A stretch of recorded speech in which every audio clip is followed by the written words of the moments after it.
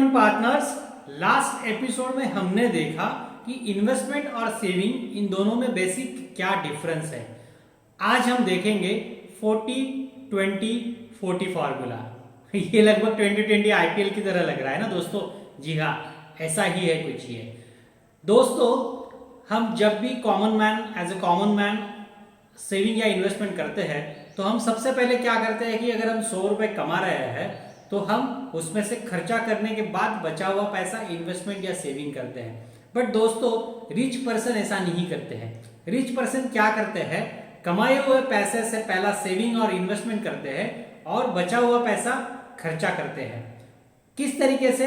तो इस तरीके से 40-20-40। क्या है ये 40-20-40? दोस्तों, मान के चलिए कि मैं अगर 100 रुपए कमा रहा हूं तो मैं उसमें से पहले 40 रुपीज सेविंग या इन्वेस्टमेंट करूंगा।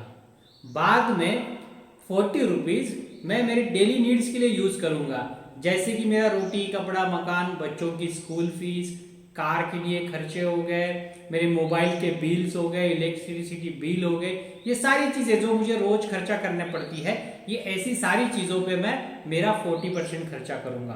देन बचा हुआ 20% मैं मेरी लाइफस्टाइल के ऊपर खर्चा करूंगा, यानी मेरे वांट के ऊपर खर्चा करूंगा। मुझे अच्छी तरीके से लाइफस्टाइल जीनी है तो मुझे महंगा मोबाइल यूज करना है, मुझे महंगे कपड़े खरीदने हैं, मुझे अच्छी कार खरीदनी है।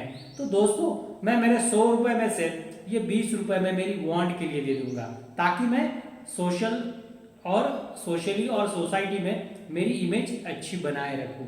दोस्तों, ये हो गया 40-20-40 फॉर्मूला। यानी मान के चलिए अगर मैं 1 लाख रुपए महीने का कमा रहा हूं तो मैं 40,000 रुपए का पहला सेविंग या इन्वेस्टमेंट करूंगा।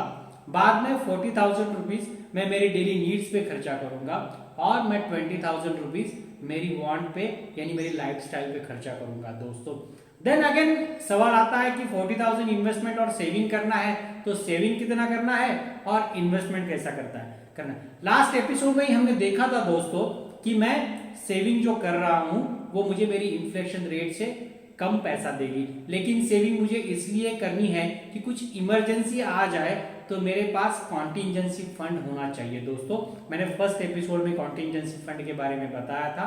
कॉन्टिजेंसी फंड ये होता है कि अगले कुछ महीने के लिए मेरा इनकम बंद भी हो जाए तो मुझे इतना पैसा या इतना फंड मेरे हाथ में चाहिए कि मैं मेरे डेली नीड्स पूरे कर सकूं। तो दोस्तों, हमें सेविंग जो करनी है वो हमारे 1 साल के खर्चे के जितने पैसे हैं उतनी की सेविंग करनी है।